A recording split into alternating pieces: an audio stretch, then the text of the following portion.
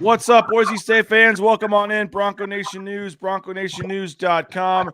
BJ Rains here along with Jay Tust for our first of the Tuesdays with Tust segment here on Bronco Nation News Live. Jay, the sports director, obviously over at KTVB, and we got the Olympics going on. We just had the Super Bowl. I know it's a busy time for you, Jay, but always fun to catch up with you and talk Boise State sports, man. How's it going?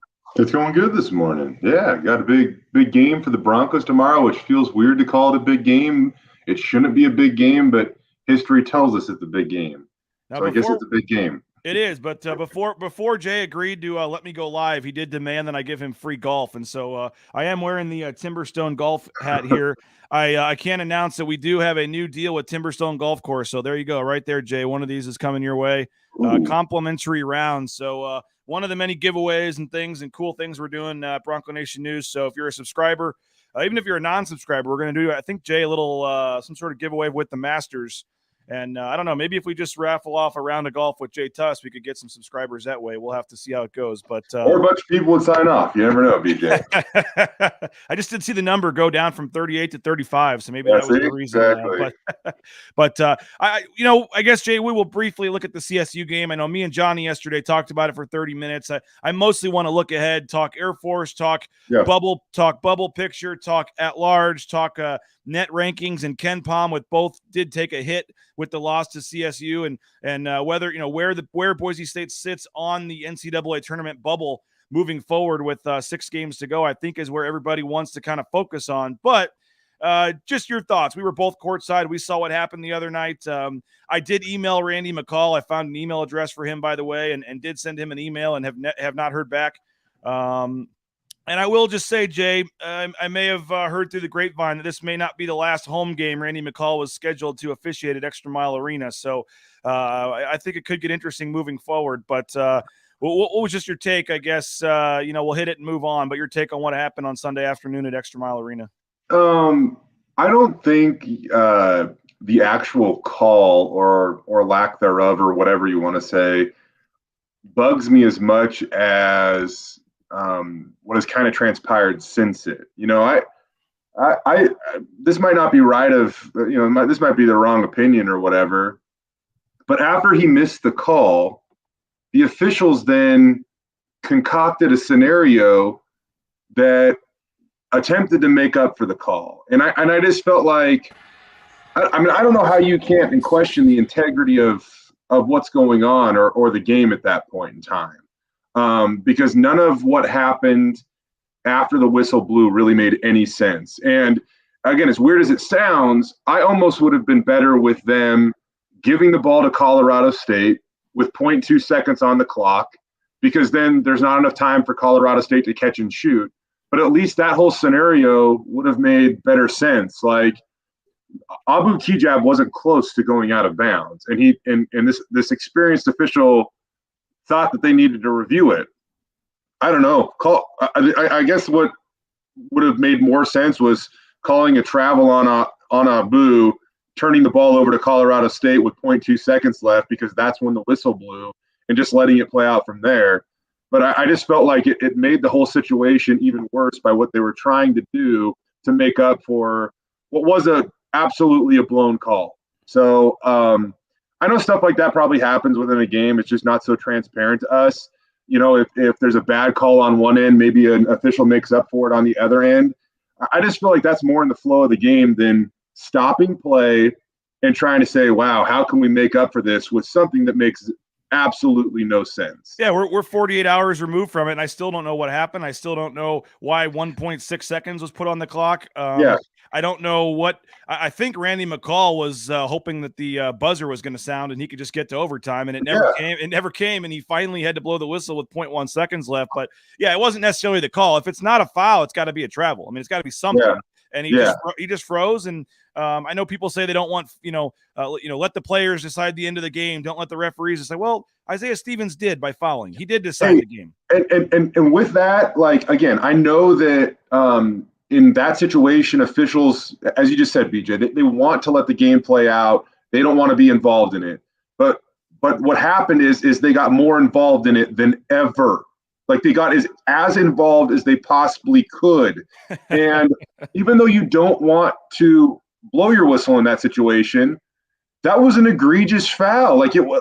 There's no way, shape, or form. Like, you go back and you look at it, and Abu Kigab, who's pretty sturdy, man. Like, it's not like he's a frail guy.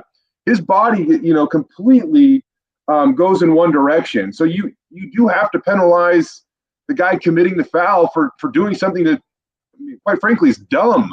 I don't know how you just let him off the hook in that situation. Well, yeah, and like you said, if Randy McCall would have only looked half incompetent if he would have just called the travel at least. Call something. And that's what I mean. Like, it would have been really, really bad, and it would have looked even worse for Boise State. But, I mean, at that point in time, at least don't jeopardize the integrity of the game. Like, that's what I thought he was calling. I was like, oh man, they're going to give the ball to CSU back with like a second left here. Yeah.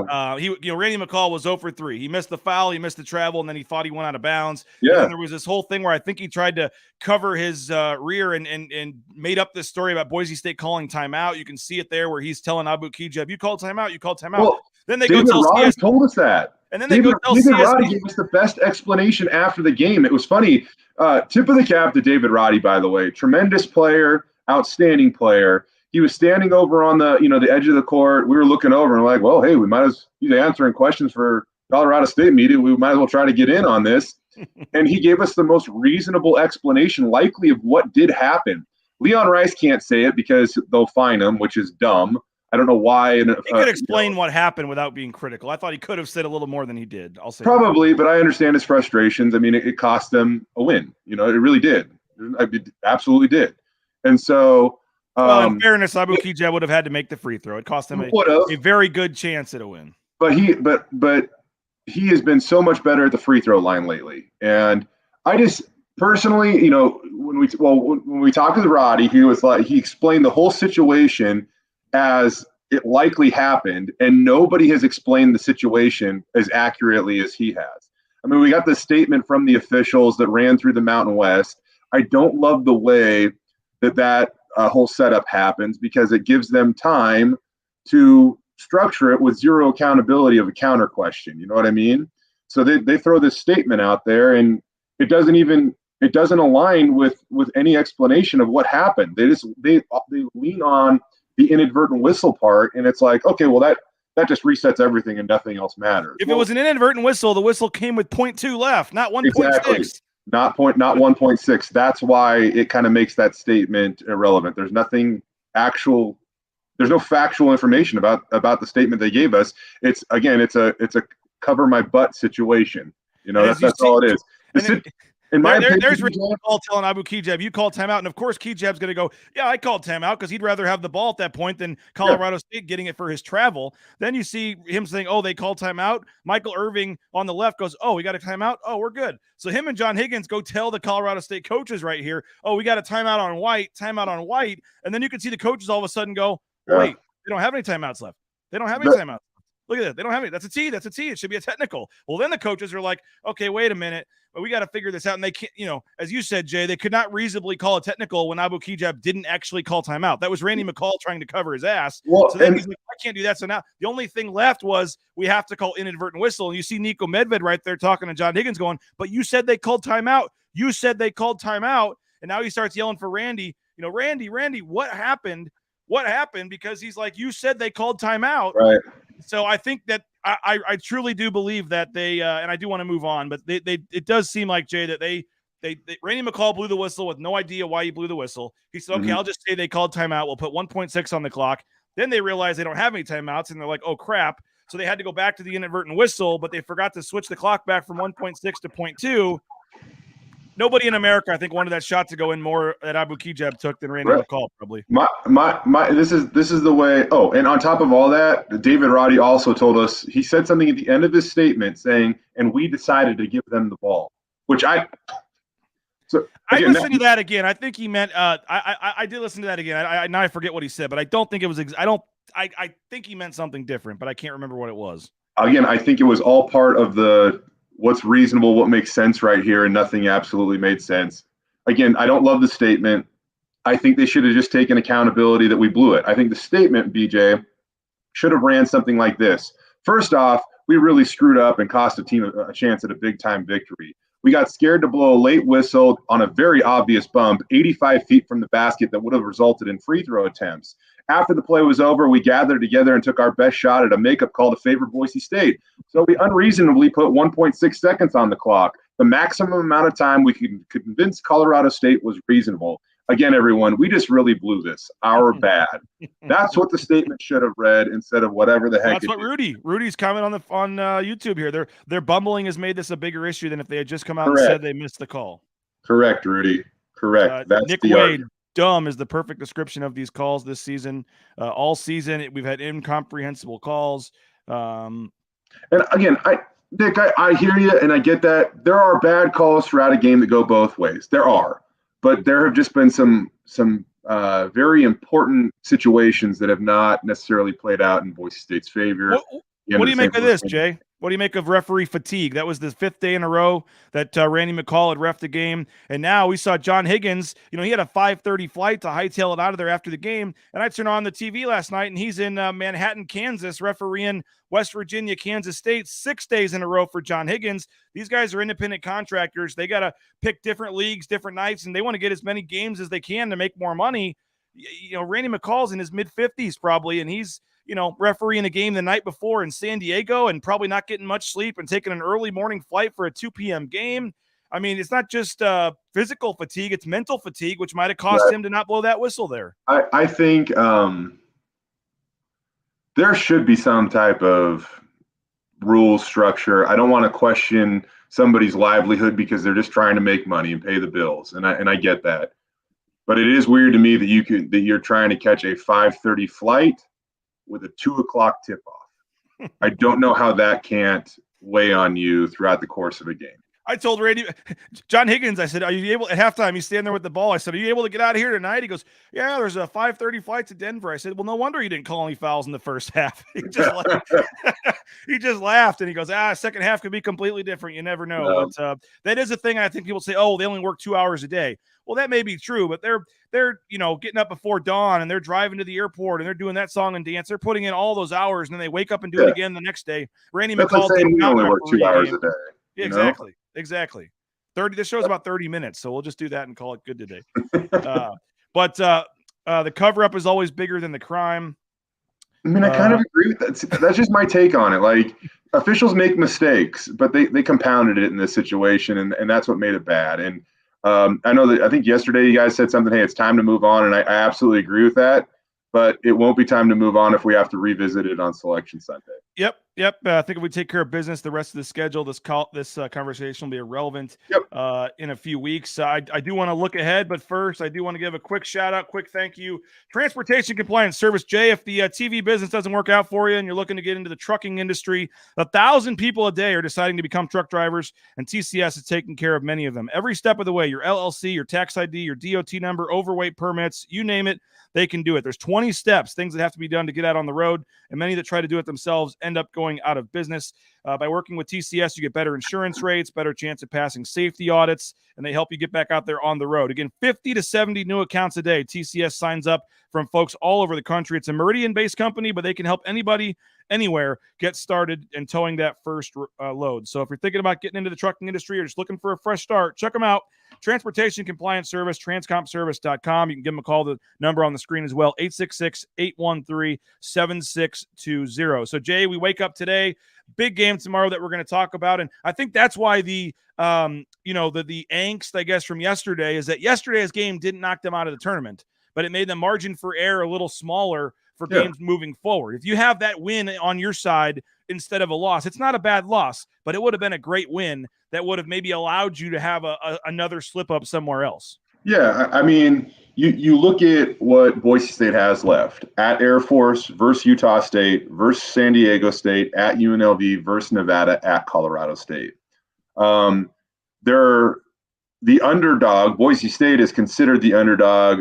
If you look at ESPN's BPI Basketball Power Index, at UNLV and at Colorado State, not a huge surprise right there.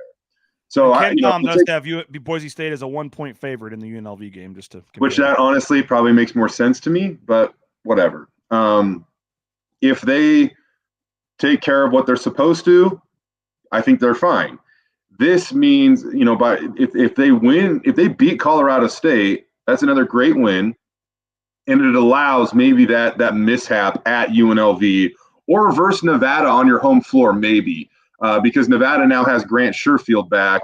And the other day, him and Cambridge combined for 51 points in the first game that they were back, and they looked good. They went off and knocked off Utah State. So this just kind of eliminates that bad day at the office that would potentially put you back on the bubble, or would in the bubble means potentially in Dayton, and you don't want to see that. So that's kind of where it stands, in my opinion. The KenPom ranking for Boise State, as you said, and today I know they dropped down into at least 5 spots. I know in the net. What's the current net, Jay? Do we have that data for us? I know the KenPom ranking went down to 40. It looked like they dropped about 4 or 5 spots after the loss to Colorado State. After the loss, they went from 34 to 39 after the loss to Colorado State, and right now Boise State still sits at 39 as of this morning. You look at the last 77 days, BJ. Boise State's 16-2, and their 2 losses are to teams in the top 30. So that means they're quad 1 losses. There's a lot of green on that screen right there. They obviously lost the other day against Colorado State, and then they lost at Wyoming, earlier this month. So to be 16-2 over the last 77 days with your 2 losses being to quad 1 teams, that's not bad. In that same stretch, they also have 5 quad 1 wins versus Washington State on a neutral court, although that game could be slipping from a quad 1 to a quad 2. Again, it's unfortunate that that's a neutral court game, because it would buy Boise State a little bit of leeway or flexibility with Washington State's net ranking. Washington State plays at UCLA and at USC in the coming days, so it's probably going to be hard for them to stay in the top 50 of the net at this point. Outside of that, Boise State beat Utah State, San Diego State, Wyoming, and Fresno State. BJ, those games were all consecutive games, all quad 1 games. Boise State won all of those. I don't know by 5 points or less. I don't know if it's just the way that February and March has gone for this team in the past or what, but after that game the other day, you lose in overtime by 3 when you should have won with Emmanuel Acott not playing, and it just seemed like there was a decent amount of fans that were like really, really worried. And I honestly get that, because the sample size is big enough. Like it's 11 years of this, that 12 years of Leon. It's 11 or 12, 11, 12, whatever. 11 in the Mountain West, 12 overall. Right, there you go. Okay, correct. So the sample size is big enough to invest in it, in my opinion. Like if it happens, like I get why fans might be on edge at this point in time. I don't think they should be on edge about the losses that Boise State has had in this month, because they're quad 1 games. And yes, you would love for people to you would love for your team to win those games, but being in that, playing an opponent in that quadrant, it probably suggests that you shouldn't win that game. And if you do win that game, it should be labeled a great win. And so to be 5-2 in those big games, I mean, it's okay. I think the thing that bugs me more when it comes to Boise State's schedule is that loss that was, it seems like they were a different team. They have a quad 4 loss looming over them, and it's going to be impossible to get that off their schedule. These rankings can fluctuate, but that loss is so far into quad 4 that there's no chance it's elevated to a quad 3. And I will say this in a contrary, if that loss doesn't happen, Jay, the 14-game winning streak might not happen. I will say that because that was the game where I think Leon had an epiphany that Devonair Dutrieve cannot be starting, and he needs to make some serious changes. And then that was the next game where he started Tyson Degenhart, and that allowed Tyson Degenhart in. And then that was when Devonair Dutrieve ended up saying, "I'm not sitting on the bench. I'm out of here," in combination with basically being kicked off the team. Yeah. If they win that. And that's what Leon's always talked about. You could have been a Wyoming type team that played all these terrible teams and won by 20 every game, but you don't really find out your real problems and your real issues. And so they took that Bakersfield game should have been a 20-point win. I remember flying back from the San Diego State football game that night on my phone, watching the stats update on the plane, and couldn't believe. And you kept thinking, oh, they'll pull it out. And then they didn't. And you're like, oh my gosh. And then they lose the next game to St. Louis. And you're 3-4, and you're thinking, man, there was so much promise for this team, and they look terrible. And yes, if you didn't have the quad 4 loss, they'd be in a much better spot. But if they, had snuck and somehow won that game or played better, maybe Devonair Dutrieve is still on this team and Tyson Degenhardt isn't the player he is, and maybe they weren't able to pull all these wins out. Yeah, I think to each their own. It's hard to be critical of what Wyoming's doing because up to net 25, they're in first place they've played in the great. West Conference. Yep. I mean, they did what they needed to do as it pertains to Boise State. You're accurate. I mean, it probably would have just been continuing to put Band-Aids on the situation instead of just going in and completing a surgical procedure. Yep. And that obviously made things better at the end of the day. Got some comments coming in here. David Gardner, big supporter of Bronco Nation News. Jay wanting to know. He says the selection committee should know Acott was out for that game, right? They should, but you just don't get credit for the win because he didn't play. Exactly. I mean, they should know, but it's not going to be like they'll just dismiss the outcome of the game because Acott didn't play in it. So again, this stuff could be razor thin at the end of the day. So maybe something like that could help. Sway the committee one way or the other, but I don't know. This is hurt too. St. Bonaventure kind of tanking this year. That should have been a quad 1 loss. It should have been. I will say though that the St. Bonaventure picked up a big win over St. Louis last night, so they have been trending big time in the right direction. That was a quad 3 game for a little while there, but now they are solid. That game is solidly pushed back up into that quad 2 area. Nick Wade saying, "Will the winning streak still look pretty to the NCAA?" It should have people's attention, but the next 2-3 weeks will probably mean a little bit more or define the season a little bit more than the winning streak. Despite the fact, once again, there was a point in time where they had 4 straight quad 1 wins in that winning streak. It's not like they were all just cupcakes. Now, I think people will look at it as somebody was giving me whatever on Twitter yesterday. The Air Force game tomorrow is a very scary game, and it's not scary because, oh my gosh, are you now not as good as Air Force? Like, what happened to the season here? No. You look historically, and I went back yesterday and looked at all the scores, and let's just remind people, last year they did not play at Air Force because both the games were in Boise, right? The last time they went to Air Force, this happened. Leon Rice was ejected from the game the last time they went to Air Force. Tony Padilla gave him a second tee. The total fouls in that game were 23-12, Jay. The free throw margin was huge, and Boise State is a heavy favorite. Lost at Air Force. 2019, the year before that, they went to Air Force and they lost. Boise State is 4-5 since joining the Mountain West at Air Force. 4-5. And in the 5 losses, Jay, Air Force's KenPom number 197, 243, 237, 242, and then in 2013 they actually ended up 99th. But you're talking about like games where Boise State was 10+ point favorites and they choked it away 5 times in the last 9 trips to Air Force. If we want to say this team is different, I know people are not going to get excited about a win against Air Force, but the diehards and the people that know this program, they know this is going to be a tough game tomorrow, and this is be a game that in previous years, Boise State would go down there and lose and be right back on the wrong side of the bubble. This is a game they have to win tomorrow. They're favored by about 10 on KenPom. You'd like to win by at least 10 so you don't have another huge drop in the computer numbers, but frankly, you just got to win, baby. Tomorrow's game is a monster game because, yes, on paper, you're the better team. Yes, you should win. But let's look. Wyoming only won by 2 this year. Utah State lost at Air Force. So, I mean, it's not an easy place to play. Boise State does not play there, and I can guarantee you this is like, of all the games left on the schedule, this is the one they're most scared about because you have the most to lose. You win this game, good for you. You won. But if you lose this game, you, all of a sudden the NCAA tournament, you're right back on the bubble, Jay. Yeah. And even Nevada with Grant Sherfield, they only went there and won by 7. I think the most decisive outcome was Colorado State won by 20 there earlier this year. But outside of that, most of the games that Air Force has played in home have been fairly close. They have lost 5 straight. They've played some good teams in that during that stretch.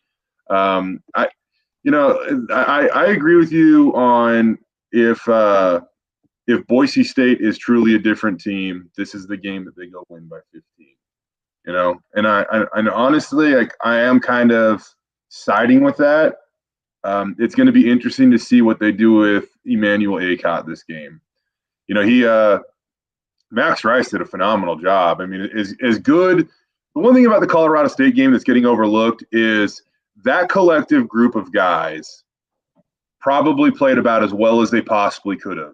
I mean, I think that sometimes when coaches talk about this stuff, you're like, oh, it's not the wins and the losses. It's like, did we get the most out of our team? That's what should define this performance.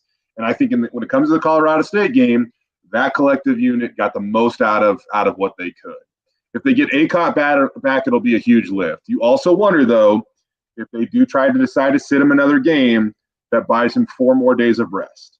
And so at that point in time, he will have had almost 2 weeks to let that heal up.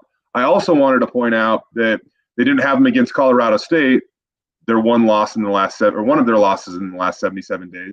And their other loss in the last 77 days at Wyoming, Acott was not himself at all. I don't know if that was the genesis of the injury right there, or if it happened slightly before that and they tried to let him play through it. But he was not the same Emmanuel Acott even at Wyoming that we've seen prior this year. So in their 2 losses in the last 77 days, Emmanuel Acott has not been at full strength. I think that makes an impact. No doubt about it. If they bring him back, that'll definitely be a big thing. I don't know if they do tomorrow. No doubt about it. Cody saying if Acott doesn't play, that's a little more scary. It is.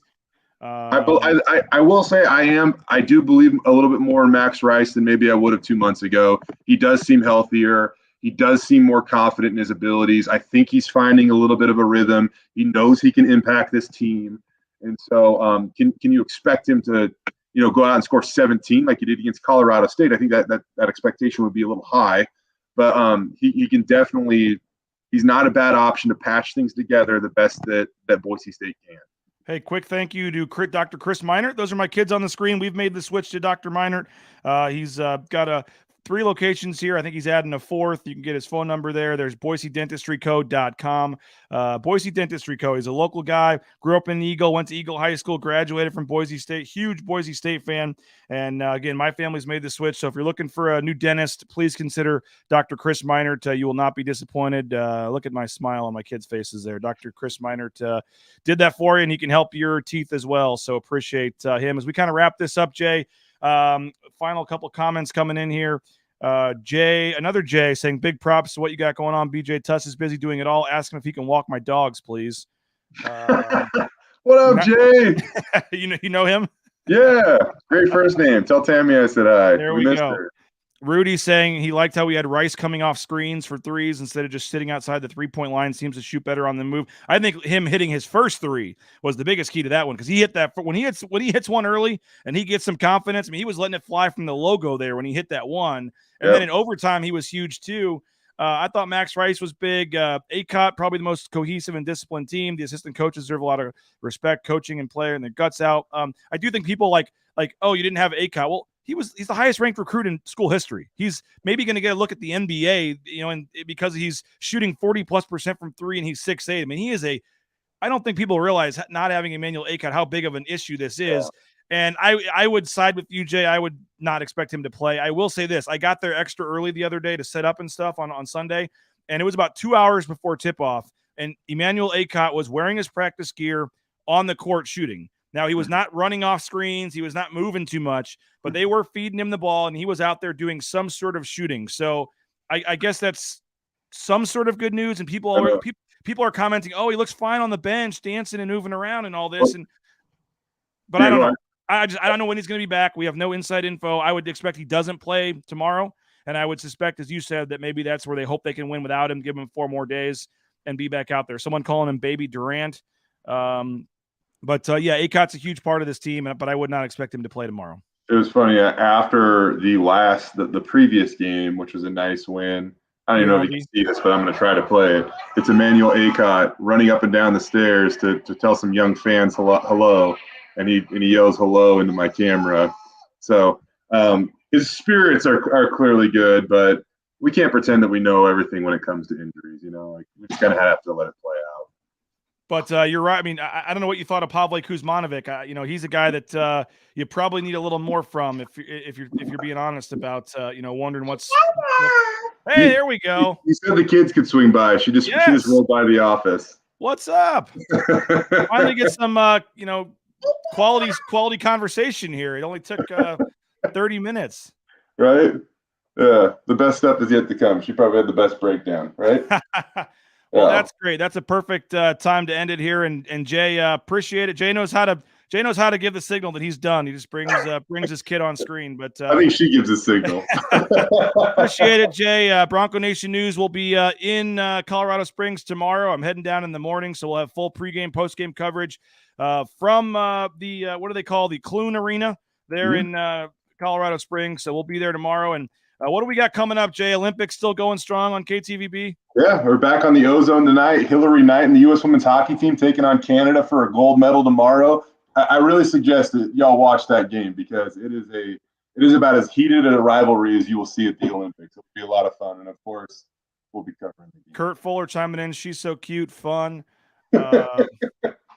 Yay! All right, Jay, appreciate it, man. Yeah, bud. We'll talk to you later. There he is, Jay Tust, KTVB. Always appreciate him. He'll be on Tuesdays and Fridays. Is what Jay is going to be doing moving forward, and we appreciate him for chiming on and thank his support of Bronco Nation News. And again, tomorrow night, we got a lot going on, by the way. We can keep this going for a few more minutes. We got a lot going on. I mentioned Timberstone Golf Course. I got the hat on. We're going to be giving away some free golf. We may even do a Bronco Nation News golf tournament. Anybody interested in that? If we want to do a Bronco Nation News golf tournament, would anybody play in that? That might be fun. We're thinking about that. We're giving away the James gift card. So tomorrow night, you need to join us on the pregame show. It'll be about 7:30 because the game's at 8. Come on the pregame show tomorrow night. Give us your score prediction on the pregame show. You put it as a comment. And the closest winner gets a $25 gift card to the James Whiskey and Cocktails. It's right across the street from BSU. It's a great spot to go pregame, postgame. Be a perfect spot on Saturday to hit a few drinks before the 4 o'clock game. Darren College is and some folks are running that. It's a great spot, awesome spot. I was there the other day, so looking forward to going back. And again, $25 gift card. Just come on the pregame show and give us your score prediction. And the closest one gets the $25 gift card to the James. We want you to subscribe to the YouTube channel as well. YouTube.com/Bronco Nation News. We would really appreciate that. We're trying to get to 1,000 subscribers. If we can get to 1,000 subscribers on the YouTube channel, it helps in the searches and things like that and the algorithm. So please help us by going on YouTube.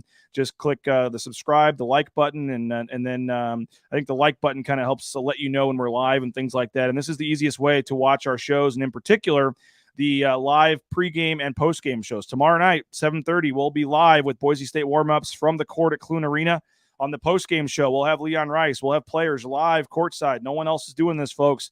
And if you want to get it right there on your smart TV, you can watch the game on Fox Sports 1. Then you flip over to YouTube app on your smart TV and just go to Bronco Nation News, and you can watch live on your TV the postgame show. And then that way, you can still be on your phone, on Instagram, or whatever else you want to do. So there's a lot of ways. Jordan asking, please tell me if Boise State is flying private to Air Force. Seems to make a huge difference. Bad news, Jordan. They are flying home private, but not there. They're flying on a commercial flight this afternoon, I believe, down to Air Force, and then I believe they are chartering back tomorrow night. So it's only about an hour and 20-minute drive from the Denver airport down to Colorado Springs. So they are, I believe, flying commercial, but I could be wrong. But I know for a fact they are flying private home after the game. So that will help to get ready for Saturday. Bronco Nation updates can help you get to 1,000. I will pimp it for you. Thank you, Nick Wade. Appreciate that. I know folks are watching over there on the Bronco Nation updates channel as well. So I had a couple other things I did want to discuss, but I want to give a final shout out. United Commercial Insurance, the best in business insurance. It's a local company. Brandon Meinert and his staff right here in Boise. They can write policies in 44 states around the country. A typical agency only does 2 to 4 states maximum. All kinds of areas of insurance they can help you with include general liability insurance, workers' compensation, professional liability insurance, commercial property insurance, business owner policies, commercial automobile liability, cyber insurance. Again, if you just started your business or if you've been working for decades, United Commercial offers competitive rates and great service to help manage your business insurance needs. United Commercial makes it easy for you. And again, it's a local company, but it's a national company as well. So please support them and thank them for their support of Bronco Nation News, UnitedCommercialInsurance.com for more information. And that's kind of the name of the game, folks, with these sponsors. We try not to bog the site down with ads or the show's down with ads, but if we can't, give the sponsors a return on their investment, they're not going to want to keep this thing going. So hopefully you will consider our sponsors, whether it's buying a car at Lithia, Florida, Boise, or getting your Boise State gear at the Blue and Orange store, whether it's rowpaint.com, our title sponsor, to get that concrete coating, turn that garage, that patio into a brand new looking fancy patio, whether you need your residential painting, whether it's switching your bank over to Idaho Central Credit Union, you name it. All of our sponsors, kind of really took a chance on us. So hopefully you will consider them. You got Bauscher Real Estate as well. Ridley's Family Markets. Mark Ridley and his staff do a great job. 12 locations, shopridleys.com, all across the state of Idaho. And we really appreciate, their support for what they're doing. But you name it, all of our great sponsors do a heck of a job. And we really thank them and hope that you guys will support our sponsors for helping make this thing possible. Because, again, without the sponsors, there is no BroncoNationNews.com. And so we are getting ready to do I should mention we're getting ready to do a special. I'm thinking of how to do it, but we are going to have a special coming up with a discounted subscription price going into the Mountain West tournament. So if you're coming to the Mountain West tournament, by the way, we are going to have a pre-night event party at Circa Resort and Casino. It's 21 and up, so if you bring in your kids, unfortunately, you can't come. But make plans now if you're coming to the Mountain West tournament. It will be at Circa Resort and Casino. It's going to be Wednesday night, the night before the tournament starts, around 8 p.m. Or 7 p.m., 8 p.m., somewhere in the evening, Wednesday night before the tournament starts. We'll be with our friends over at the Blue Collar Club. They're trying to get some donations for the BAA. They're going to be there with rally towels. We got rally towels. We got sunglasses from ICCU. We got lots of swag and stuff to give away. We got discounted drinks. They got the world's largest sports book. So you can come over and place your bet for Thursday's game. Come check it out. Come hang out. You can meet me, meet folks from the Blue Collar Club, meet other Boise State fans, and have a good time. So if you're planning to come to Vegas, please make plans Wednesday night, around 7 p.m. or so, to come over to Circa, the brand new casino there on Fremont Street. And then we're also making plans for pregame and postgame events as well. We're working that out with Blue Collar Club, whether it's going to be closer to the arena or back at Circa. But we'll have some pregame, postgame events, and again, drink specials, all kinds of cool stuff. Looking forward to it. And there's Derek, hyped for the tournament, and Circa rally towels are going to be awesome. Yeah, I know Derek's doing some stuff with Blue Collar Club, so it's going to be a lot of fun to have those guys involved and helping us out. And we're going to see if we can get all the Boise State fans in Vegas waving those white towels and see if it'll help Boise State. So looking forward to it. And again, Jay Tust joins us every Tuesday. Wednesdays will be Matt Bauscher. I need to talk to Matt about the schedule because I am flying to Air Force tomorrow. So I am heading out to around 10:30. So we may have to figure something out in terms of recording it tonight or maybe doing it later in the day. But we'll talk to Matt. Maybe we do it Thursday. Thursdays, Mike Prater. Fridays, Jay Tust again as well. So a lot going on. But every morning at 9 a.m. is basically the thing that you need to know now. Every morning at 9 a.m. there will be a live Boise State talk here. And there you go. There's the graphic for Circa, by the way. Circa, they've got the Legacy Club. It's the rooftop bar. Stadium Swim is amazing. Circa is the name of the casino. So stay with us there. It's a great hotel. I would love and encourage you to just get a room there. But if you don't want to stay there, the Stadium Swim thing is amazing. Check it out. It's a 140-foot screen, outdoor TVs that are heated. It's amazing. But if you don't want to stay there, just come over and join us for the pregame events and the parties. And it's a lot of fun down there on Fremont Street, and you stay away from some of the traffic from the Strip. So if you've never stayed over on Fremont Street, it's kind of a little easier to get in and out of your car and just get to where you want to go and not as much walking. So I actually enjoy staying on Fremont Street. So again, every day, 9 a.m., live show talking Boise State sports. Every weekday, I should say, Monday through Friday. Monday through Friday at 9 a.m. You can log on to the YouTube channel, any of the other channels, and get live Boise State talk. And whether it's John Mallory, Mike Prater, Jay Tust, Matt Bauscher, Tyler Rassa, we're expanding our team even more moving forward. So stay with us. Please consider a subscription. It's $6.99 a month, $70 for a full year. But if you're going down to the Mountain West tournament, we are going to have a coupon code for the folks that come to the event. If you come see us at the event, you're going to get a coupon code for 50% off a year subscription to the site. So $35 with the special coupon code that we'll give you if you come see us at Circa on Wednesday nights. So looking forward to that. Looking forward to the game tomorrow and getting down to Air Force again. We'll be on about 7:30. We'll see you 7:30 tomorrow night with the live pregame show from Clune Arena at Air Force as we get set for a big game. And then the post-game show before the team charters back, Leon Rice and a couple players will sit down with us live as we break down the game as well. Rudy says safe travels. Appreciate that. Appreciate everybody. Again, please like us on YouTube. Help us get to 1,000 subscribers. That would mean a lot to us and help as we continue to move forward. And we appreciate that and appreciate you guys for checking this out. Have a great rest of your day. Have a great Tuesday. Big one coming up for Boise State tomorrow. And we will break it all down again. Matt Bauscher at some point tomorrow, and then 7:30, the live pregame show from Clune Arena. Have a great day, folks. Bronco Nation News, BroncoNationNews.com.